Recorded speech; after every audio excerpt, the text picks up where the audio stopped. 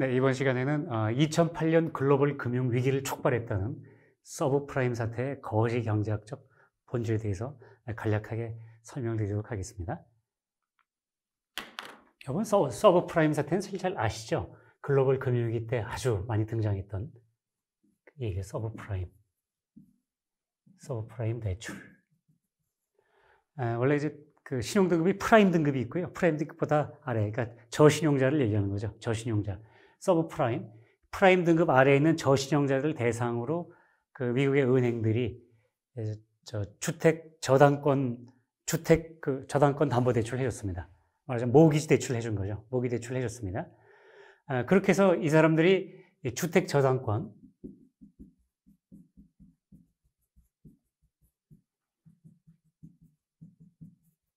담보 제출을 해주고 그 담보 제출한 채권을 주택 저당권 영어로 모기지라고 그러죠. 모기지. 네. 모기지 담보 대출, 그러니까 한 대출 채권, 이거는 한자로 이겁니다. 권리권자죠. 네.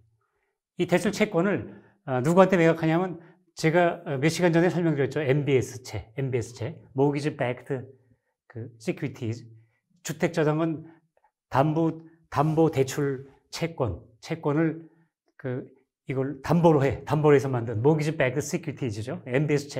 MBS채 발행을 주관하는 투자은행에다가 얘를 넘깁니다.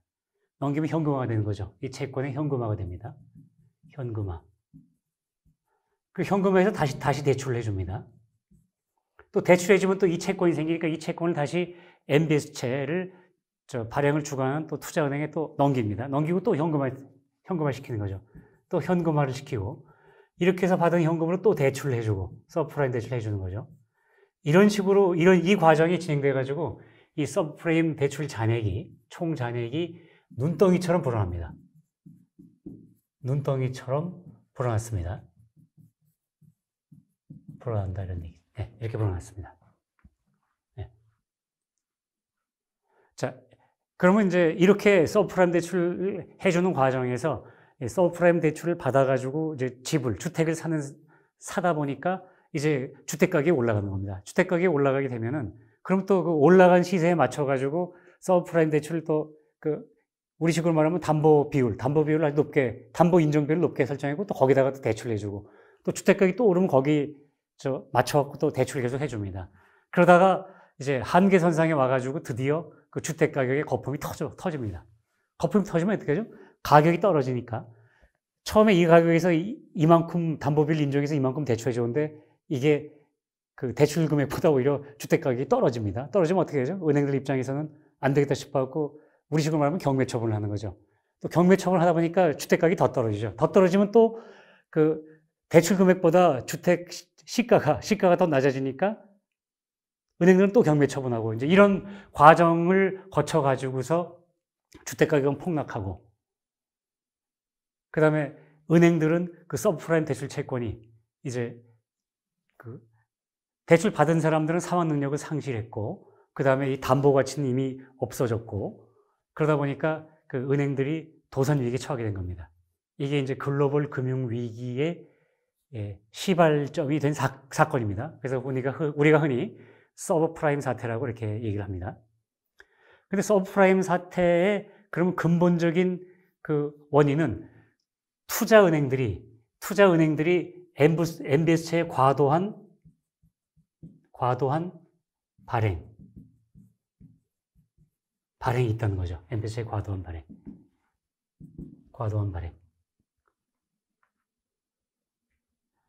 결국은 글로벌 금융위기의 주범은 글로벌 금융위기를 원인은 서브프라임 대출이고 이 서브프라임 대출이 이 사태가 일어나게 한 그 장본인은 투자은행이다 그래가지고 투자은행이 말하자면 문매를 맞았습니다. MBS채의 과도한 발행이 결국은 글로벌 금융위기를 촉발했다. 이렇게 설명들을 기존 경제학자들은 하고 있습니다. MBS채의 과도한 발행 및 인수, 이것이 글로벌 금융위기에 말하자면 가장 깊이 있는 원인이었다. 이렇게 설명들을 하고 있습니다. 얼핏 들으면은 이야기가 맞는 것 같죠. 여러분 중에 지금 오래전 일이라서 글로벌 금융위기에 대해서 많이 있으신 분들 계시겠지만 또 그렇지 않은 분들도 지금 사실 경제학사에서 글로벌 이 금융위기가 2008년 글로벌 금융위기가요. 사실은 1929년 대공황 이래 거기에 버금가는 두 번째 위기라는 데는 모든 사람들이 공감하거든요. 그 큰 사건이었습니다. 큰 사건. 수습은 됐지만 큰 사건이었습니다. 이 큰 사건이기 때문에 아마 앞으로도 경제학에서 많이 다루게 될 이런 사건이기도 하죠. 그런데 그들은, 기존 경제학자들은 이 MBS체의 과도한 발행 및 인수가 말하자면 주된 원인이었다고 계속 얘기를 하면서 더 이상의 설명을 하지 않고 있습니다. 다시 말하면 어떻게 해서 이 MBS체의 과도한 발행 및 인수가 가능해졌는가에 대해서는 합리적인 설명을 전혀 못하고 있습니다. 안 하고 못하고 있습니다. 제가 기존 경제학자들을 이렇게 반문하고 싶습니다. 여러분, 교재로는 356페이지입니다. 356페이지, 307페이지입니다.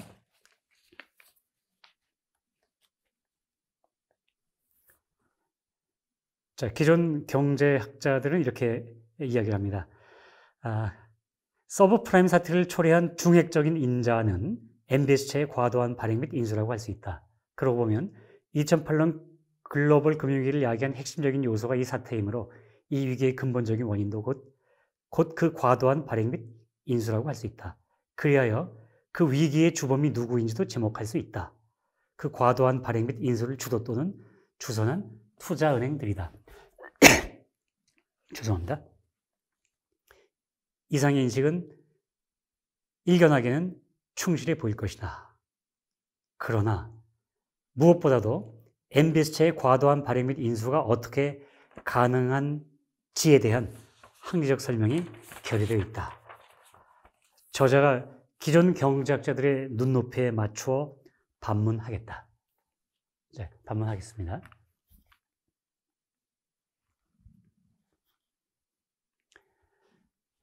자, MBS체를 계속해서 이렇게 아까 말씀하신 것처럼 그 대출 채권이 현금화되고 현금화가 한 게 또 대출 채권하는 과정에서 MBS체가 계속 나오고 있는 거거든요. 그러면 MBS체가 계속 등장하는 거예요. 그러니까 MBS체 발행 잔액이 계속 증가합니다. 그러면 MBS체 발행 잔액이 계속 증가할 수 있는 거는 누군가가, 투자자들이 MBS체를 계속 인수해 주는 거죠. 그러니까 투자자가 인수합니다. 투자자가 인수를 합니다. 인수. 그럼 투자자는 어느 돈을 가지고 인수를 할까요? 돈이 그냥 나오나요? 안 나오죠.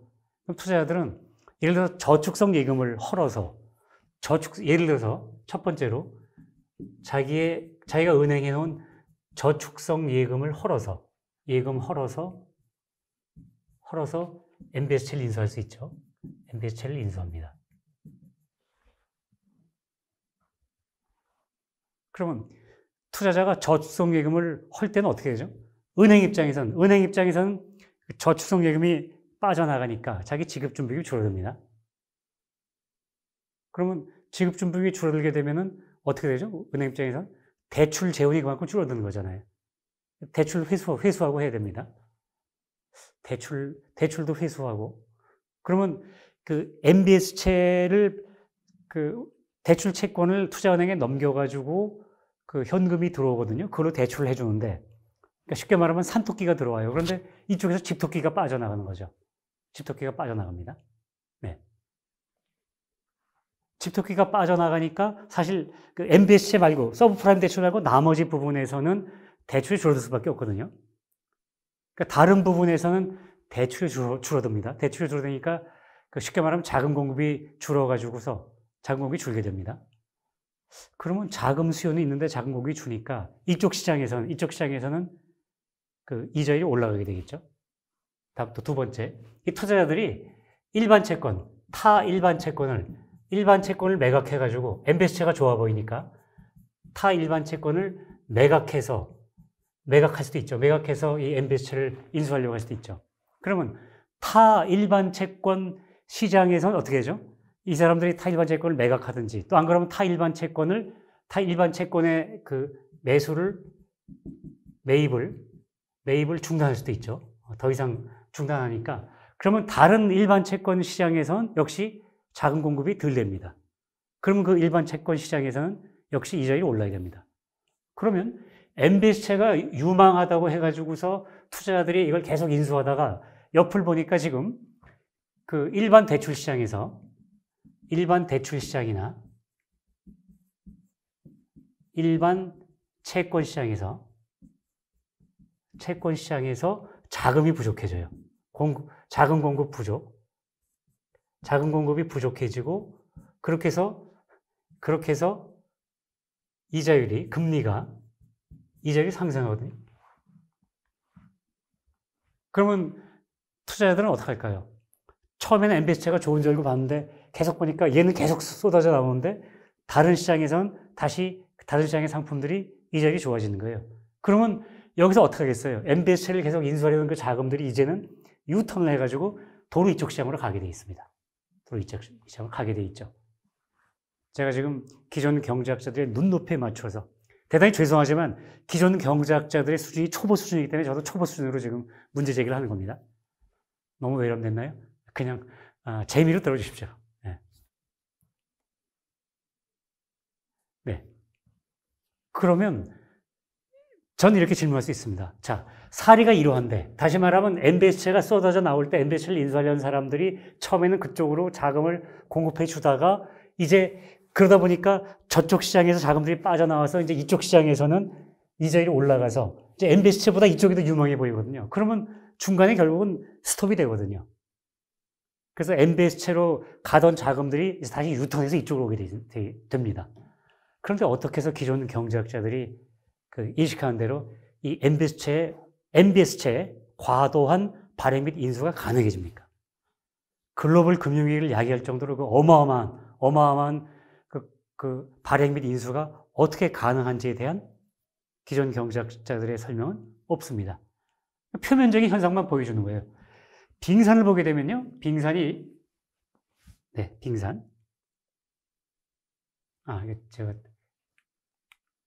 이거 조금 죄송합니다. 이거를 빈칸을 좀 찾겠습니다. 빈칸을 찾겠습니다. 이겁니다. 네. 빈 화면을 찾겠습니다. 여러분, 물이 이렇게 있으면 빙산이 이렇게 떠 있다고 그러죠? 빙산이 이렇게 떠 있습니다. 빙산이 빙산 중에 한 10% 정도만 수면 위로 나와 있다고 그러거든요. 빙산이 이렇게 물에 떠 있으면. 그러면 이 비유가 적절한지 모르겠지만 저는 이렇게 봅니다. 기존 경제학에서는요. 기존 경제학자는 여기만 볼 줄 압니다. 여기만. 항상 그러니까 표면적인 현상만 가지고 이야기를 합니다. 배선양의 경제학은 얘만이 아니라 이 밑에 것까지도 봅니다. 이게 차이점입니다. 기존 경제학과 배선양의 경제학의 차이점은 비유한다면 기존 경제학은 빙산의 일각, 다시 말하면 물 위에 떠 있는 이 부분만을 바라보고서 이론을 전개하고요. 저는 그 밑에까지 본다는 점에 차이가 있습니다. 그러면 기존 경제학에서는 MBS채의 과다한 발행 및 인수, MBS채의 과도한 발행 및 인수가 글로벌 금융위기의 주범이라고 일단 이렇게 지목을 했습니다. 이 현상이 일정 부분 생긴 건 맞습니다. 이 현상이 표면에서 생겼습니다. 그런데 왜 이게 가능인지에 대한 물밑 설명이 없거든요. 근저에 대한 설명이 없습니다. 제가 이제 근저에 대한 설명을 해드리는 겁니다. 자, 저의 설명은 저자의 합리적인 설명입니다. 페이지로는 360페이지입니다. 수익성이나 위험도 면에서 투자하기에 유리하거나 그렇게 보이는 MBS채들이 속속 등장하면 객관적 또는 주관적으로 전체 채권들의 평균적인 수익성 및 위험도는 각각 상승 및 하락하여 비예금 민간의 채권 보유 요건 증대된다. 지금 이 말씀은 여러분이 2시간 전에 그 강의에서 들으셨던, 이전 강의에서 들으셨던 이야기입니다. 새로운 MBS채들이 이렇게 그 욕구를 자극하고 그래서 채권 비율이 상승하면 우리들의 유동자산 공급 모형에 의거해서 유동자산 총액이 저절로 증가합니다. 자, 설명드리면은 채권비율이 증가하게 되면은 번호화폐 계수는 낮아진다고 그랬죠. 이렇게 되면은 번호화폐 계수는 낮아지니까 채권비율이 낮아지면서 유동자산 총액이 증가합니다. 증가. U가 증가하는 거죠. 유동자산 총액이 증가합니다. 이 유동자산 총액이 증가하는 과정이 뭐죠? 사람들이 결국 예금이 늘어나고 채권 보유액이 늘어난다는 얘기는 사람들이 예금을 더 많이 하고 또 그 채권도 더 많이 인수하는 거죠. 네. 인수해서 보유하는 거죠. 매입하고 인수하고 매입하고 더 많이 보유하는 거죠. 그 과정이 또 무슨 과정이죠? 금융시장에 자금을 공급하는 과정이기도 합니다. 유동자산 총액이 이렇게 저절로 증가합니다. 저절로 증가하면서 자금시장에 저절로 자금 공급원이 생겨난 겁니다. 아까 제가 기존 경제학자들에 대한 반문을 얘기할 때는요, 뭔가 이제 정해진 자금이 있는데 이게 일로 가면 당연히 이게 이쪽으로 하다 보면 이쪽이 비지 않느냐, 이렇게 제가 반문했을 때 기존 경제학자들은 거기에 대한 답변을 할 수 없습니다. 하지 못합니다. 제로성으로 생각하니까요. 그런데 저의 메커니즘에 따르면은 이렇게 유동자산 총액이 저절로 증가하면서 MBS체의 과도한 발행 및 인수를 가능하게 한 자금이 생겨나는 겁니다. 여러분들이 이런 과정 많이 겪죠. 도대체 이런 자금들이 어디서 나왔길래 이렇게 막 자금이 풍성해지나? 또 어떤 때는 왜 이렇게 갑자기 자금이 줄어드나? 한국은행이 특별히 돈을 줄이거나 늘리지 않는데 왜 이런 일이 생길까 하고 의아해하는 경우를 많이 보셨을 겁니다. 그런 기사들도 많이 읽으셨을 거고요. 그 근저가 여기 있는 겁니다. 채권 비율이 하락하면서 유동자산 총액을 증액시키고 유동자산 총액이 증액되면서 바로 이 MBS체의 과도한 발행 및 인수를 할 수 있게 해주는 그 자금을 이 메커니즘이 공급을 해준 겁니다. 경제에 내재하는 메커니즘입니다.